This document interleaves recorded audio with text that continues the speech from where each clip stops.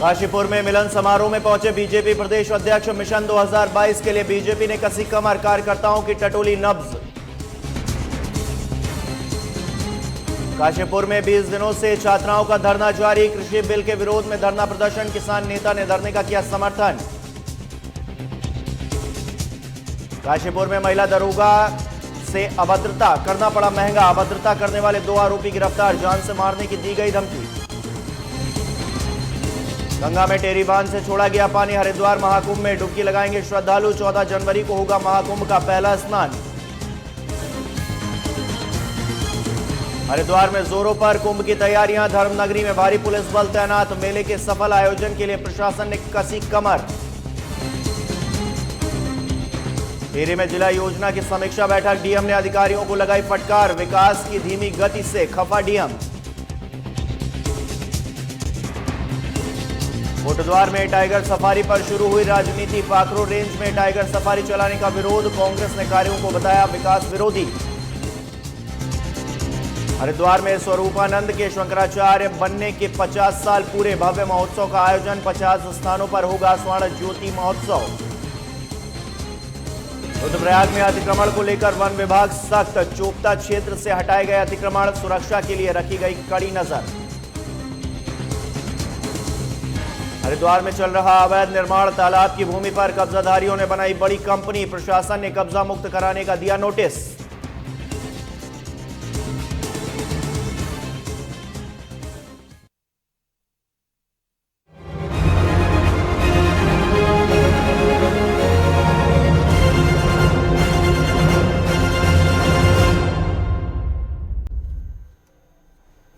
नमस्कार, आप देख रहे हैं उत्तराखंड लाइव। मैं हूं आपके साथ हिमांशु मिश्रा। हरिद्वार कुंभ में आस्था की डुबकी लगाने के लिए भरपूर जल मिलेगा, क्योंकि कुंभ मेले में टेरी बांध से पानी छोड़ा जाएगा, जिसमें श्रद्धालु स्नान करेंगे। हरिद्वार कुंभ मेले का पहला स्नान 14 जनवरी मकर संक्रांति 2021 को होगा। कुंभ पर्व पर मां गंगा के डुबकी लगाने का श्रद्धालु और संत बेसब्री से इंतजार कर रहे हैं। पौराणिक मान्यता है कि कुंभ स्नान से पाप नष्ट हो जाते हैं और मोक्ष की प्राप्ति होती है।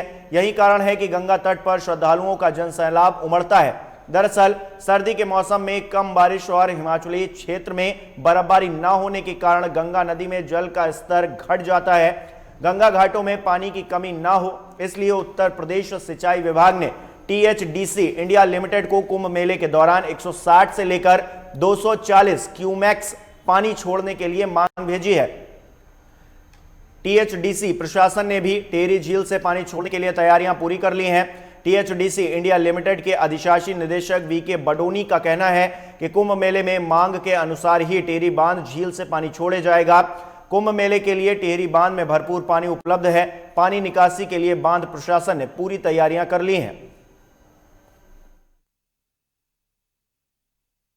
जो भी पानी की रिक्वायरमेंट होगी वो हमें इरिगेशन डिपार्टमेंट से सूचित किया जाता है कि कितना पानी उनको चाहिए, क्योंकि जब भी हमारा जितना भी डिस्चार्ज है वो इरिगेशन के और ड्रिंकिंग वाटर की डिमांड के हिसाब से ही सारा हम मैनेज करते हैं। तो जैसे इस समय जो भागीरथी में और भिलंगना में मिला करके जो इनफ्लो आ रहा है वो करीब अब 98 क्यूमेक्स आ रहा है, और हम लोग अभी जो डिमांड है उसके हिसाब से 240 to 250 क्यूमेक्स हम लोग डिस्चार्ज कर रहे हैं। तो उस टाइम पे भी जो कुंभ का जब स्टार्ट होगा तो जितना डिमांड होगा वहाँ पे श्रद्धालुओं के लिए नहाने के लिए उस हिसाब से पानी छोड़ा जाएगा। लेकिन जहाँ तक मुझे लगता है कि पिछली जो इलाहाबाद में कुंभ हुआ था उस टाइम पे भी करीब 240 क्यूमेक्स के करीब डिमांड रही थी।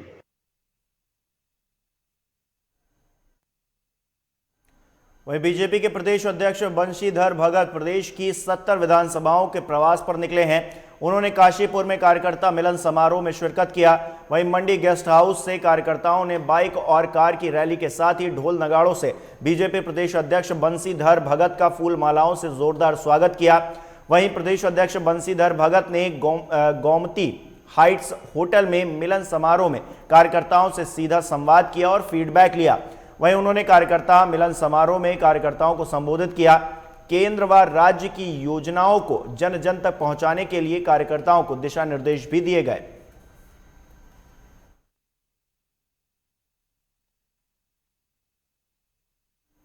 काशीपुर के बाजपुर में कृषि कानून के विरोध में भगत सिंह चौक पर स्कूली छात्राओं का धरना 20 दिनों से लगातार जारी है और स्कूली छात्राओं के धरने को मासूम बच्चे भी समर्थन दे रहे हैं।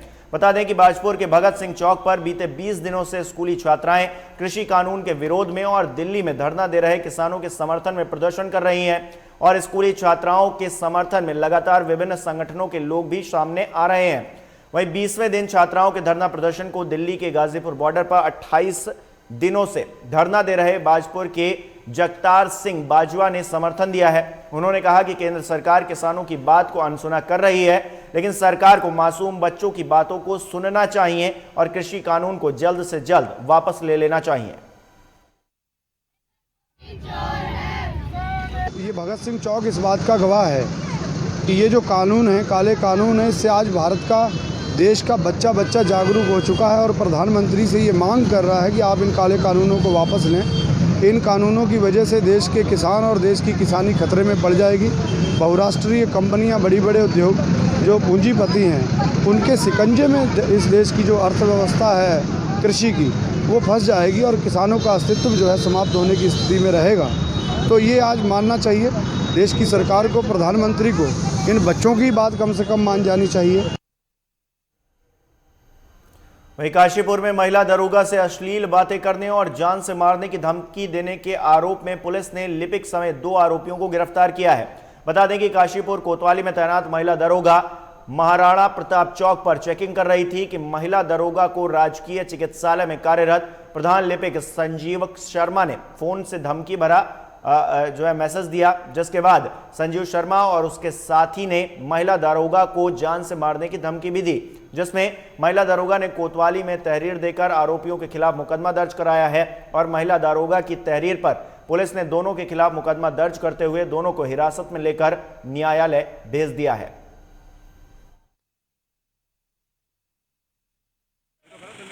मामला ऐसा है कि एक गवर्नमेंट सर्वेंट है, उसने हमारी महिला दरोगा जो बहुत ही अच्छा उनका बर्ताव और काम है, उनको कुछ गलत सलत शब्द बोल दिए, मारने की धमकी दी है। तो इसमें हमने 354 और बाकी धाराओं में मुकदमा किया है। ये आदमी की बैकग्राउंड भी ऐसा ही रहा है, पहले भी इस पे 376 वगैरह में मुकदमा हो चुका है। तो हमारा प्रयास क्या, हमारी पूरी ये रहेगी कि इसको जल्द से जल्द इसको अच्छे से इसको निपटाया जाए।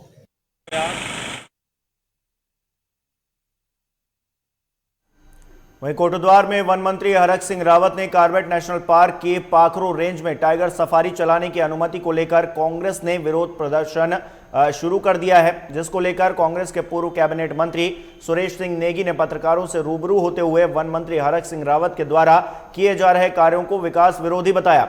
वहीं पूर्व मंत्री सुरेश नेगी ने टाइगर सफारी के पाखरों से होने वाले संचालन को गलत ठहराया। वहीं इस दौरान पूर्व मंत्री ने कहा कि टाइगर सफारी का संचालन स्नेहपूर्वक किया जाए।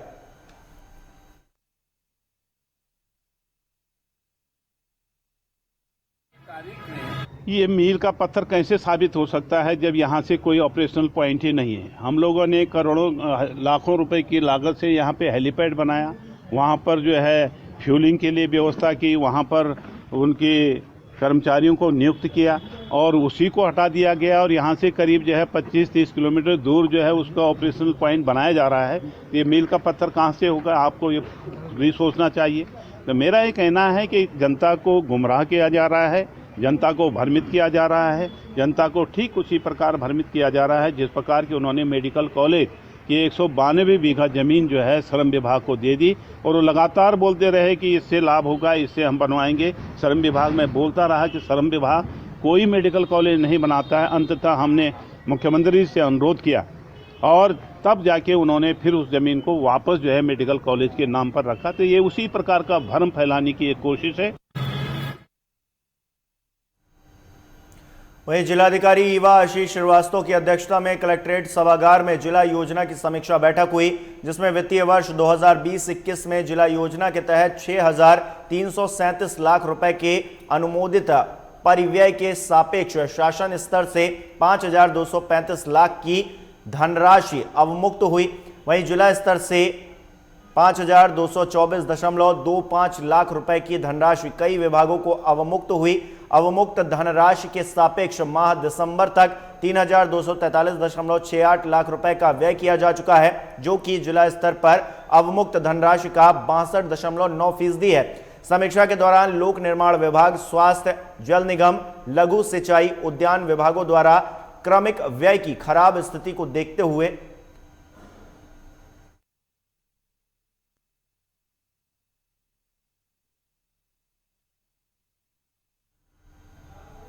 उत्तराखंड के चमोली में नए साल से ठीक पहले कुदरत मेहरबान है। यहां हुई बर्फबारी से पर्यटकों के चेहरे खिले हैं।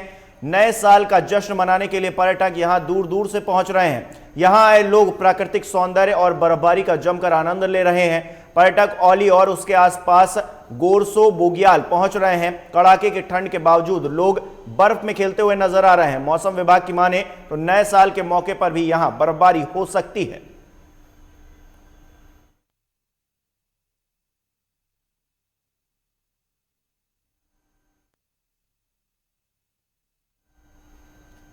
और यहां वक्त हो चला है छोटे से ब्रेक का, फौरन हाजिर होते हैं। बने रहिए लाइव टुडे के साथ।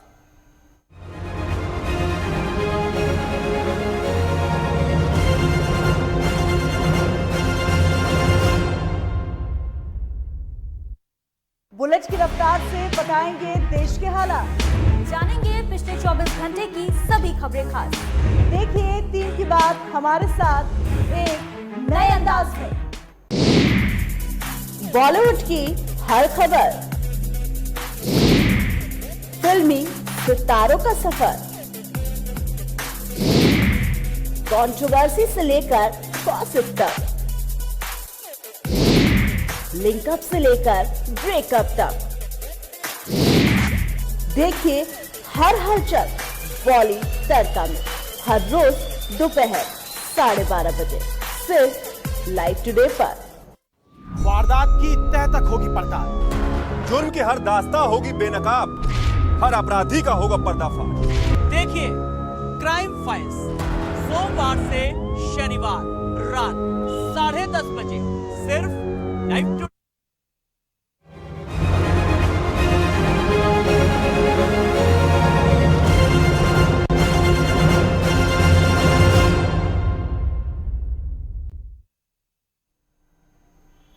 ब्रेक के बाद आपका एक बार फिर स्वागत है। नए साल के जश्न के लिए हिम क्रीड़ा स्थलीय औली में पर्यटकों का जमावड़ा लगा हुआ है।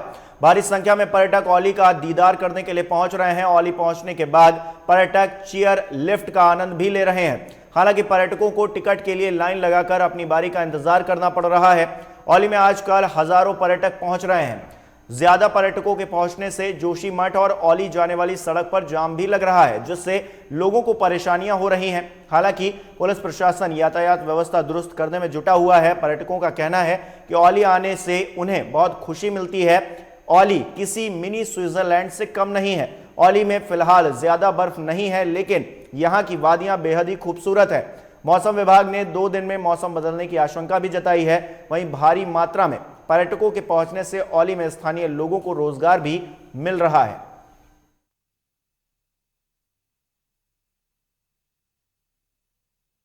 नहीं है, यहाँ पे साफ़ सफाई का इतना ध्यान दिया नहीं जा रहा है, तो थोड़ा सा साफ़ सफाई पे ध्यान दें और थोड़ा लोगों को जागरूक करें कि इस एरिया को क्लीन एंड नीट रखें और थोड़े डस्टबिन्स लगाए जगह जगह पे, लोग के रास्ते पे कचरा ना फेंके और फाइन पेनल्टी का सिस्टम चालू करें सो दैट लोग कचरा ना करें और ये एरिया को ब्यूटीफुल बनाए रखें। गवर्नमेंट को इसको एक्चुअली और प्रमोट करना चाहिए, थोड़ा और लोगों को थोड़ा ट्रांसपोर्टेशन थोड़ा स्मूथ होना चाहिए, आने में दिक्कत होती है। थोड़ी होटल्स की भी व्यवस्था करें, क्योंकि यहाँ पे होटल 2 ही होटल है, थोड़ी और 2-4 अच्छी बड़ी 5 स्टार होटल्स की व्यवस्था करें तो टूरिज्म और बढ़ सकता है इधर। और इनको बाय कार भी अलाउ करना चाहिए, जैसे रोपवे में आ रहे हैं हम लोग, पर बाय कार भी अलाउ करना चाहिए। नहीं रोपवे में लगेज लेके आना बहुत डिफिकल्ट पड़ता है, ऊपर से मतलब क्लिफ टॉप तक आओ तो हालत ख़राब हो जाती है, लोगों की इतनी सारी लगेज होती है। थोड़ा बहुत व्यवस्था करें तो बहुत सुपर डेस्टिनेशन है, one of the best international destination हो सकता है। लोकल गवर्नमेंट और सेंट्रल दोनों मिलकर कुछ करें तो बहुत आगे जा सकता है ये। वहीं हाड़ कपा देने वाली ठंड के बावजूद इन दिनों उत्तराखंड के जंगलों में आग लगने का सिलसिला जारी है। नंदा देवी राष्ट्रीय पार्क के कई जंगलों में इन दिनों भीषण आग लगी हुई है। वहीं ये आग बद्रीनाथ राष्ट्रीय राजमार्ग पर स्थित गांव के जंगलों में भी पहुंच गई है। भीषण आग से लाखों की वन संपदा जलकर राख हो रही है और वन्य जीवों पर भी खतरा मंडरा रहा है। बताया जा रहा है कि कुछ असामाजिक तत्वों ने जंगल में आग लगाई है, लेकिन प्रशासन कार्रवाई नहीं कर रहा। जंगलों में आग लगने के चलते पूरे इलाके में धुंध फैल गई है। जंगली जानवर भी रिहायशी इलाकों का रुख कर रहे हैं, जिससे लोगों में भी डर का माहौल है।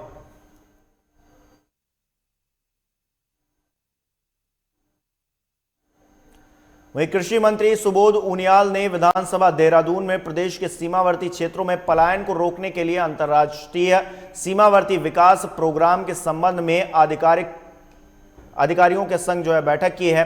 बैठक में उत्तराखंड के सीमावर्ती क्षेत्रों के लोगों की आजीविका और सीमावर्ती क्षेत्रों में सुरक्षा की दृष्टि से कार्य योजना बनाए जाने के निर्देश दिए गए।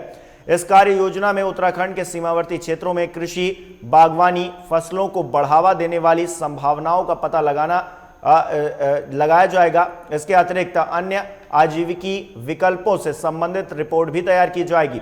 बैठक में कृषि मंत्री ने निर्देश देते हुए कहा कि अंतर्राष्ट्रीय सीमावर्ती विकास प्रोग्राम से संबंधित कार्य योजना बनाकर भारत सरकार को भेजा जाए और सीमावर्ती जिलों से पलायन को रोकने का काम किया जाएगा। देखिए, ये बैठक बॉर्डर एरिया डेवलपमेंट प्रोग्राम को लेकर के ये भारत सरकार ने कुछ सूचनाएं मांगी थी, ताकि जो हमारे बॉर्डर एरियाज हैं जिनकी सीमाएं दूसरे देशों से लगी हैं, वहाँ पर एक सस्टेनेबल लाइवलीहुड के लिए क्या प्रयास किए जा सकते हैं वहाँ के एग्रो क्लाइमेटिकल कंडीशन को देखते हुए, ताकि वहाँ से पलायन को रोका जा सके। क्योंकि विगत दिनों मेरे द्वारा भारत सरकार में जब कृषि मंत्रियों की बैठक हुई थी तो हमने इस बात को काफ़ी उससे उठाया था कि जो बॉर्डर एरियाज हैं उनका पलायन देश के लिए सामरिक दृष्टि से बना करना है। नगरपालिका परिषद मसूरी द्वारा पिक्चर पैलेस से जैन धर्मशाला और लाइब्रेरी मोतीलाल नेहरू मार्ग पर संचालित होने वाले पार्किंग को लेकर लोगों ने रोष जताया है और अधिशासी अभियंता को शिकायती पत्र भी सौंपा है। सभासदों का आरोप है कि नगरपालिका द्वारा संचालन के लिए दी गई पार्किंग अवैध है और साथ ही वहां पर पार्किंग के एवज में ज्यादा पैसे वसूले जा रहे हैं, जिससे पालिका की छवि भी धूमिल हो रही है। उन्होंने कहा कि इस मामले की उच्च स्तरीय जांच होनी चाहिए और दोषियों पर कड़ी से कड़ी कार्रवाई की जानी चाहिए। देखिए, आज मेरे पास माननीय सभासदगण आए हैं। उन्होंने अपना एक मांग पत्र दिया जिसमें उनका कहना है कि कुछ पार्किंग पिक्चर पैलेस से जो जैन धर्मशाला तक है जो की जा रही है, कुछ मनमाफी रूप से की जा रही है। इसमें कोई स्वीकृति पालिका स्तर से नहीं है, जैसे इनके द्वारा बताया गया।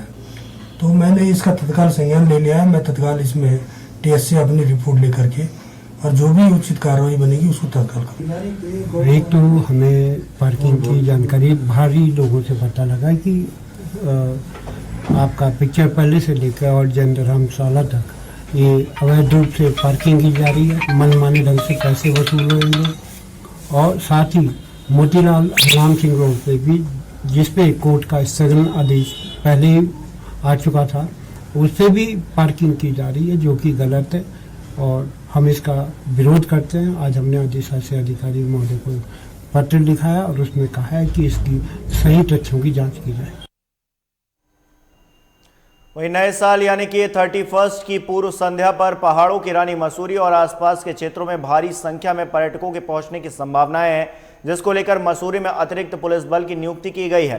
कोतवाल देवेंद्र अग्रवाल ने बताया है कि न्यू ईयर के लिए होटल पूरी तरीके से पैक हो गए हैं। इस बार भारी संख्या में पर्यटक मसूरी समेत कई इलाकों में पहुंच रहे हैं, जिसके लिए पुलिस ने ट्रैफिक चार्ट तैयार कर लिया है, जिससे लोगों को जाम के झाम से परेशान न होना पड़े।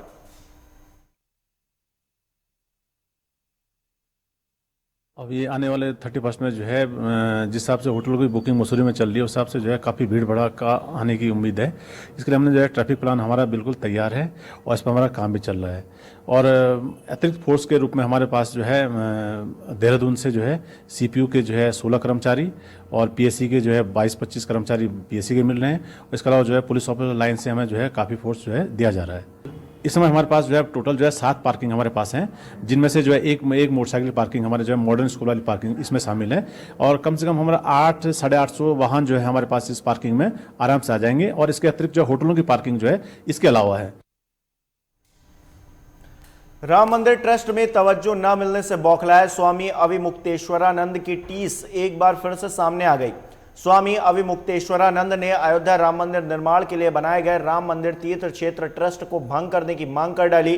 उन्होंने आरोप लगाया कि राम मंदिर के लिए बनाए गए ट्रस्ट में सैकड़ों वर्षों से संघर्ष करने वाले पक्षकारों और धर्माचार्यों को दरकिनार करते हुए भाजपा और संघ के लोगों को रख दिया गया है। उन्होंने ट्रस्ट में शंकराचार्यों समेत देश के सभी प्रमुख समुदायों के धर्माचार्यों और उनको शामिल करने की बात कही और नया ट्रस्ट बनाने की मांग की है। साथ ही उन्होंने राम मंदिर ट्रस्ट की आड़ में विश्व हिंदू परिषद और भाजपा द्वारा मंदिर निर्माण के नाम पर चंदा उगाही में भारी अनियमितताओं का आरोप भी लगाया है। कार्यकर्ता लगा करके घर घर जा करके नॉक किया जाए और कहा जाए जब दरवाजा खुले कि हमको चंदा दो, ये वाली कूपन, ये वाली कूपन, ये वाली कूपन। ये तरीका अपने देश में कभी नहीं रहा है। तो इसलिए स्वेच्छा से जो लोग आपने सार्वजनिक कर दिया कि एक खाता नंबर हमने खोल दिया है, अब होना ये चाहिए था कि उस खाता नंबर में आपको पैसे आने चाहिए थे, लेकिन नहीं आए। आपके महामंत्री चंपत राय जी ने टेलीविजन पर वक्तव्य दिया कि बहुत सारे लोग बहुत सारी चांदी दे रहे हैं, हम रोक रहे हैं, मत दीजिए। अरे इतनी सारी चांदी, अच्छा हम कहते हैं कि 2-4 करोड़ किलो चांदी आ जाती तो खराब होता, रोकने की क्या बात थी। तो लेकिन ऐसा वक्तव्य हमने देखा कि वो कह रहे हैं कि नहीं दीजिए, नहीं दीजिए, नहीं दीजिए। तो जब इतना सारा आ रहा था तो फिर अब आपको घर घर जाके दरवाजा ठोकने की जरूरत क्यों पड़ रही है। वहीं हरिद्वार में कुंभ मेले का आयोजन सफलतापूर्वक हो जाए और कुंभ के दौरान हरिद्वार आने वाले साधु संतों और श्रद्धालुओं को किसी दिक्कत का सामना न करना पड़े, इसके लिए पुलिस और प्रशासन की तैयारियां जोरों पर हैं। पुलिस द्वारा जनवरी महीने में पड़ने वाले पहले मकर संक्रांति स्नान के लिए भी तैयारियां शुरू कर दी हैं और की जा रही हैं लगातार। तो वहीं कुंभ मेले के सफल आयोजन के लिए पर्याप्त संख्या में पुलिस बल भी हरिद्वार पहुंच चुका है। हालांकि कुंभ मेले की अवधि इस बार कम है। अभी जो नोटिफिकेशन है ये सरकार शासन स्तर पर वर्तमान में विचाराधीन है और अवधि यद्यपि कम रहेगा, लेकिन जो मुख्य हमारे शाही स्नान है उस दौरान कुंभ मेला अवधि का नोटिफिकेशन जारी किए जाने की कार्रवाई वर्तमान में गतिमान है। और भले ही समयावधि कम है, लेकिन जो देखा जाए तो भीड़ जिस तरह से अभी लास्ट स्नान में हुई थी और अभी हम 14 तारीख की जो हमारे मकर संक्रांति के स्नान की भी तैयारी कर रहे हैं, तो भीड़ का धीरे धीरे तेजी से बढ़ना दिख रहा है। उस लिहाज से कोरोना के जो नॉर्म्स है, गाइडलाइंस है, उसका पालन कराया जाना एक चुनौती हो। वहीं देहरादून सीमा पर स्थित गांवों में इन दिनों जंगली गजराज का आतंक बना हुआ है। हरिद्वार जिले के हरिपुर कला कस्बे में बीते 2 दिनों से लगातार विशालकाय गजराज ने उधम मचा कर रखा है। बता दें कि देर रात आबादी क्षेत्र में गजराज घुस आए, जिससे स्थानीय लोगों में दहशत फैल गई है। वहीं वन कर्मियों ने हाथी को कड़ी मशक्कत के बाद जंगल में खदेड़ा, जिसके बाद लोगों ने राहत की सांस ली और वन विभाग से जंगली जानवरों के आतंक से निजात दिलाने की मांग भी की है।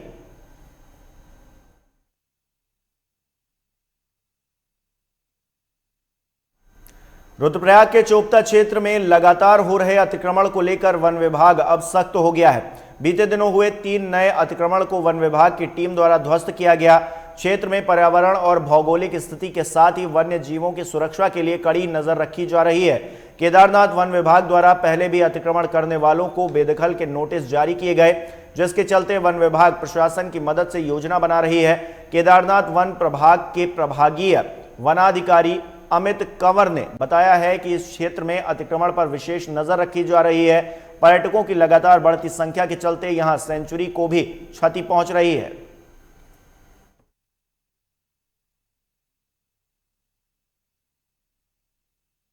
पंचायत जो अतिक्रमण हुए हैं, जब से मैं आया हूँ तब से बीच में तो तोड़ ही रहा हूँ, लेकिन कल रात को मैंने जेसीबी से 3 अतिक्रमण तोड़े हैं, 3 ढाबे। हाँ, जो माननीय उच्चतम न्यायालय उत्तराखंड ने जो आदेश दिए थे 2018 में, उसी के आदेशों के अनुसार हम डीएफओ साहब ने यहाँ आदेश दे दिए हैं निलंबन के। उसके बाद जब ये हटा दिए जाएंगे, जब आदेश वहाँ से पारित हो जाएंगे, जैसे हमारे पास आएगा, उसके बाद 10 दिन का टाइम देने के बाद हम इनको तोड़ देंगे। वहीं नए साल यानी कि 2021 के स्वागत में अब कुछ ही समय बाकी शेष रह गया है। ऐसे में उत्तराखंड डीजीपी अशोक कुमार ने प्रदेश के 9 जिलों की तमाम पुलिसकर्मियों को नए साल का तोहफा दे दिया, जिसको लेकर डीजीपी अशोक कुमार का कहना है कि पुलिसकर्मी सातों दिन ड्यूटी पर तैनात रहते हैं और पुलिसकर्मी परिवार से जुड़े निजी काम नहीं कर पाते। उनका कहना है कि पुलिसकर्मी अवकाश पर नहीं होने से रेस्ट नहीं कर पाते हैं। ऐसे में उनको अब अवकाश दिया जाएगा और उनको रेस्ट मिल पाएगा। आवश्यकता पड़ने पर आपातकालीन स्थिति में पुलिसकर्मियों को बुलाया भी जा सकता है। ये एक्सपेरिमेंटल है, प्रायोगिक तौर पे है। बेसिकली पुलिसकर्मी जो है 24 घंटे सातों दिन ड्यूटी पे रहते हैं और संडे को भी थाना तो बंद होता नहीं है, तो इसलिए कई बार वो वेयर आउट हो जाते हैं। उनके अपने पर्सनल काम होते हैं, बीमारी का, परिवार का, कपड़े धोना, ये सब वो सब, तो उनको थोड़ा मुश्किल रहता है, टफ रहता है।